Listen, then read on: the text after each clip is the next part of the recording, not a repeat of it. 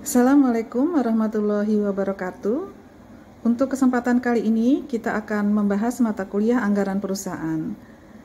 Untuk deskripsi mata kuliah ini, jadi mata kuliah ini berisi materi mengenai konsep-konsep anggaran sebagai alat yang mampu untuk melakukan strategi bisnis dalam hal perencanaan dan pengendalian. Juga membahas cara menyusun anggaran operasional dan anggaran keuangan.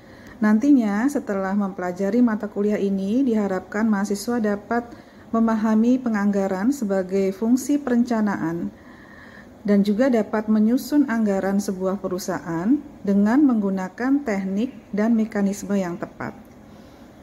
Untuk materi perkuliahan terdiri dari 12 pokok bahasan, di mana nanti 12 pokok bahasan akan disampaikan atau disajikan oleh kelompok-kelompok mahasiswa. Berikut ke-12 materi pokok bahasan. Yang pertama, penggolongan perencanaan dan sifat anggaran. Yang kedua, anggaran komprehensif. Yang ketiga, anggaran penjualan. Yang keempat, anggaran produksi. Kelima, anggaran bahan baku. 6, anggaran tenaga kerja langsung. 7, anggaran overhead pabrik. 8, anggaran biaya penjualan dan administrasi umum. 9, anggaran variabel.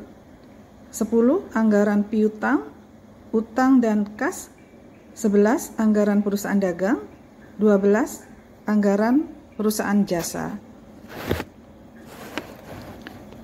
Untuk selanjutnya akan dipersilahkan kepada kelompok-kelompok mahasiswa untuk menyampaikan materinya. Dipersilahkan.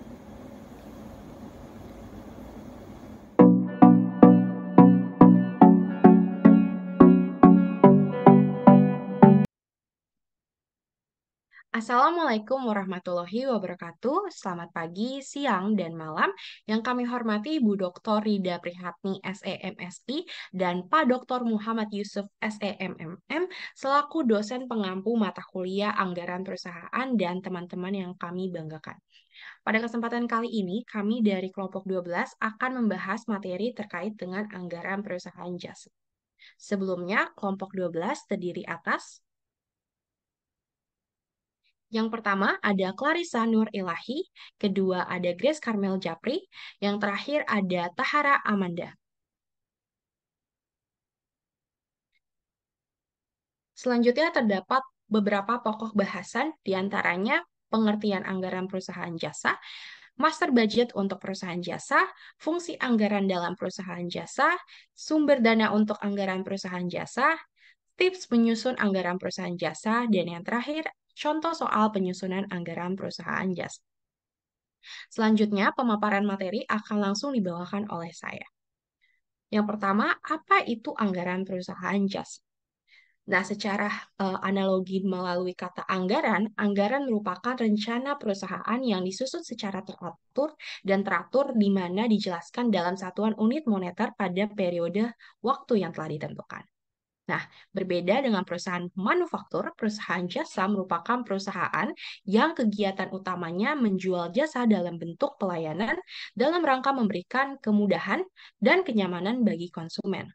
Sehingga anggaran perusahaan jasa merupakan anggaran yang disusun secara rinci mengenai segala aktivitas yang berhubungan dengan penyampaian jasa dan pendukung lainnya untuk periode waktu tertentu di masa yang akan datang.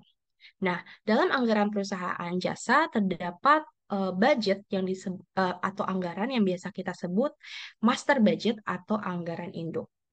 Kemudian, apa itu master budget? Nah, master budget atau yang kita kenal dengan nama anggaran induk merupakan satu kumpulan anggaran perusahaan yang disusun secara menyeluruh sehingga membentuk suatu jaringan kerja berbagai jenis anggaran yang saling berhubungan. Alhasil, berbagai macam anggaran yang terpisah tersebut kita kembangkan untuk membentuk yang namanya anggaran induk. Dan umumnya master budget atau anggaran induk disusun dalam jangka waktu annual atau jangka waktu 1 tahun. Nah, umumnya penyusunan anggaran induk perusahaan jasa itu dimulai dari penyusunan anggaran pendapatan jasa yang didasarkan dengan taksiran-taksiran jasa yang telah diberikan sebelumnya. Nah, Dalam master budget untuk perusahaan jasa itu dikelompokkan menjadi dua anggaran. Yang pertama, anggaran operasional dan anggaran keuangan. Kemudian, apa sih yang membedakan antara anggaran operasional dan anggaran keuangan? Nah, anggaran operasional merupakan satu rencana kerja perusahaan yang mencakup semua kegiatan utama perusahaan dalam memperoleh pendapatan di dalam satu periode tertentu. Nah, di dalam anggaran operasional, contohnya adalah anggaran pendapatan, anggaran biaya mulai dari anggaran biaya bahan baku, biaya tenaga kerja langsung, anggaran biaya overhead, biaya pemasaran, biaya administrasi dan umum, dan anggaran laba. Nah, berbeda nih dengan anggaran keuangan, di mana anggaran keuangan itu merupakan satu anggaran yang berkaitan dengan rencana pendukung aktivitas operasi perusahaan, di mana anggaran keuangan ini mencakup beberapa jenis anggaran, seperti anggaran investasi, anggaran kas, atau anggaran neraca. Seperti itu. Boleh dilanjut? Nah, berikut ini merupakan kerangka dasar atau gambaran terkait dengan master budget untuk perusahaan jas, di mana anggaran terkait dengan tenaga kerja profesional, tenaga kerja pendukung, anggaran beban pemasaran, anggaran beban administrasi dan umum ini merupakan salah satu anggaran operasional. Nah, sedangkan untuk anggaran kas dan anggaran posisi keuangan merupakan anggaran keuangan. Selanjutnya, materi akan dilanjutkan oleh rekan saya kepada Clarissa di Baik, terima kasih Karmel atas kesempatannya. Berikutnya, saya akan memaparkan tentang apa saja sih fungsi anggaran dalam perusahaan jasa itu. Yang pertama, anggaran perusahaan jasa itu dapat digunakan untuk mengevaluasi kinerja. Nah, setelah satu periode berakhir, manajemen itu harus membandingkan perakiraan dari anggaran statis atau anggaran induk dengan kinerja perusahaan. Pada tahap inilah, perusahaan akan menghitung apakah anggaran sudah sesuai dengan pengeluaran dan pendapatan yang telah direncanakan. Yang kedua, yaitu anggaran fleksibel budget perusahaan jasa. Adanya anggaran fleksibel adalah anggaran yang berisi angka-angka berdasarkan output aktual. Anggaran fleksibel dibandingkan dengan anggaran statis perusahaan untuk mengidentifikasi adanya perbedaan atau persamaan antara pengeluaran yang diperkirakan dan pengeluaran aktual. Dengan anggaran yang fleksibel, nilai rupiah yang dianggarkan, yaitu biaya atau harga jual, dikalikan dengan unit aktual untuk menentukan angka tertentu yang akan diberikan ke tingkat output atau penjualan. Perhitungan menghasilkan total biaya variabel yang terlibat dalam produksi. Komponen kedua dari anggaran fleksibel adalah biaya tetap. Biasanya, biaya tetap tidak berbeda antara anggaran statis dan anggaran fleksibel. Varian anggaran yang ketiga itu adalah varian anggaran budget perusahaan jasa. Seperti yang dinyatakan sebelumnya, varian itu dapat muncul antara anggaran statis dan hasil aktual. Dua varian umum disebut varian anggaran variabel, varian anggaran fleksibel, dan varian volume penjualan. Varian anggaran fleksibel itu membandingkan anggaran fleksibel dengan hasil aktual untuk menentukan pengaruh harga atau biaya terhadap operasi. Sebagai perbandingan, varian volume penjualan membandingkan anggaran fleksibel dengan anggaran statis untuk menentukan pengaruh tingkat aktivitas penjualan perusahaan terhadap operasinya. Yang keempat yaitu keuntungan budget perusahaan jasa. Nah, ini bertindak sebagai panduan bagi organisasi karena memberikan target yang diharapkan manajemen untuk dicapai di masa yang akan datang. Dan target yang ditetapkan memotivasi karyawan untuk bekerja keras menuju pencapaian tujuan yang telah ditentukan. Yang kelima yaitu kekurangan budget perusahaan jasa. Penyusunan anggaran penjualan merupakan proses yang memakan waktu yang juga memakan tenaga bagi manajemen.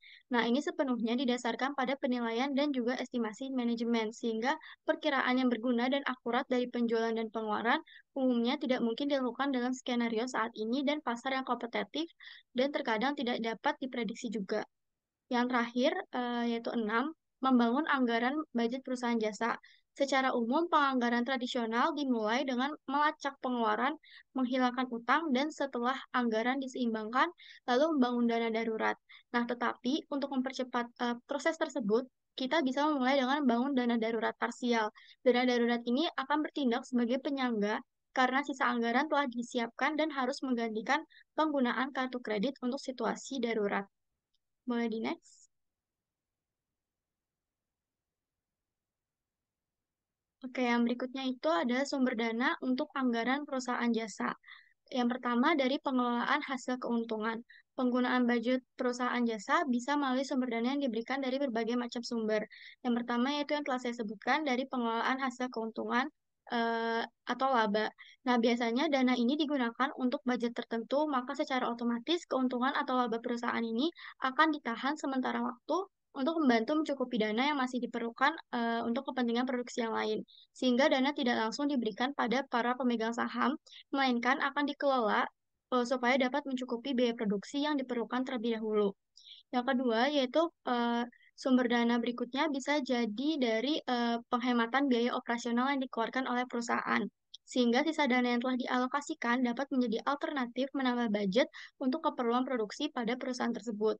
Namun, seringkali sumber dana ini tidak selalu ada setiap bulannya karena hasil penghematan bisa jadi berbeda-beda tiap bulan, sesuai dengan kebutuhan operasional baik yang normal ataupun yang terjadi secara mendadak. Yang ketiga yaitu mendapatkan dana bisa juga dengan pendanaan dari investor baru. Nah, kebanyakan perusahaan ini melakukan hal ini dengan jalan mencari investor baru untuk menyuntikkan dana pada perusahaannya. Dengan adanya hal tersebut, otomatis aliran keuangan dari keuntungan perusahaan bisa dimaksimalkan untuk hal yang lain. Sedangkan dengan pendanaan investor ini pastinya biaya operasional ini bisa lebih mudah untuk dialokasikan dari dana yang telah tersedia. Yang terakhir yaitu umumnya digunakan untuk membantu sumber dana perusahaan yaitu adanya pemberian utang dari pihak tertentu. Mau itu diberikan oleh perusahaan induk ataupun diberikan dengan pinjaman resmi yang melalui bank. Jika mendapatkan dana dengan cara seperti ini, maka perlu dilakukan pengelolaan keuangan yang lebih profesional, terutama berkaitan dengan mengatur pembayaran utang secara berkala hingga terdapat lagi hutang yang harus ditanggung oleh perusahaan. Maka dari itu, mendapatkan sumber dana dari pemberian utang ini membutuhkan pertimbangan lebih lanjut yang cukup serius dan detail. Baik, materi berikutnya akan disampaikan oleh teman saya yaitu Tahara. Kepada Tahara dipersilakan. Baik, terima kasih Clarissa. Selanjutnya kita masuk ke tips menyusun anggaran perusahaan jasa. Yang pertama itu adalah perusahaan harus menghitung keuntungan secara cermat, kemudian juga harus menentukan besarnya penjualan produk rata-rata bulanan, kemudian juga harus memastikan kebutuhan jumlah dana secara akurat, mengutamakan pelunasan kewajiban utang, dan menghindari anggaran berlebih. Oke, untuk pembahasan terakhir kita masuk ke contoh soal dan penyelesaiannya. Di sini ada contoh soal yaitu Dastan adalah seorang akuntan membuka jasa konsultasi di bidang akuntansi dengan nama Dastan Konsultama. Informasi yang diperoleh dari tahun 2010 adalah sebagai berikut. Nah, di kolom ini sudah disediakan informasi saldo pendapatan jasa dan juga biaya-biaya lainnya dari Dastan Konsultama tahun 2010. Nah, untuk mengantisipasi kondisi pada tahun 2011, Dastan menyusun anggaran dengan memperkirakan hal-hal berikut ini.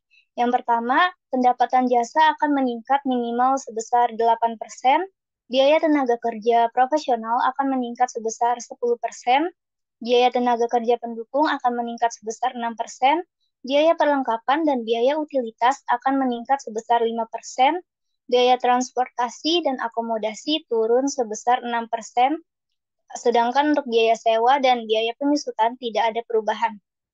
Nah, berdasarkan informasi yang sudah disebutkan di atas, kita diminta untuk menyusun anggaran laporan laba rugi untuk Dastan Konsultama periode tahun 2011.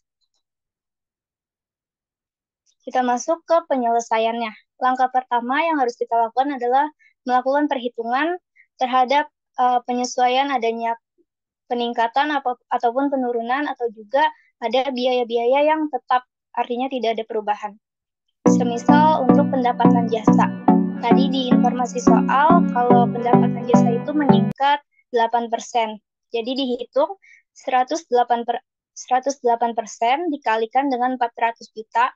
400 juta ini adalah saldo di tahun 2010 dan menghasilkan anggaran pendapatan jasa di tahun 2011 sebesar 432 juta. Untuk perhitungan biaya lainnya juga sama seperti itu, kecuali di biaya sewa dan biaya penyusutan aktiva tetap itu tidak ada perubahan. Jadi saldonya itu sama dengan tahun 2010. Setelah kita melakukan perhitungan, Langkah selanjutnya adalah menyusun laporan laba rugi. Di sini ada dua komponen ya, ada komponen pendapatan jasa dan juga biaya-biaya. Untuk nilai pendapatan jasa dan biaya-biayanya ini kita ambil dari kolom atas yang tadi udah kita hitung. Nilai pendapatan jasa sebesar 432 juta dan total biayanya adalah 374.950.000. Kemudian pendapatan jasa dikurangi dengan total biaya menghasilkan laba tahun 2011 sebesar 57.050.000. Itu adalah perhitungan dari anggaran laporan laba rugi tahun 2011 Dastan Konsultama. Oke, di sini ada sumber utama yang kami gunakan, yaitu dari buku Penyusunan Anggaran Perusahaan karya Sri Rahayu dan Andri Arifian Rahman tahun 2013. Untuk selanjutnya, saya kembalikan lagi kepada moderator. Terima kasih. Baik, terima kasih Tahara Amanda. Baik, terima kasih telah menonton video ini. Kami memohon maaf apabila terdapat kesalahan dalam penyampaian materi. Kurang lebihnya mohon maaf. Wassalamualaikum warahmatullahi wabarakatuh. Sampai jumpa.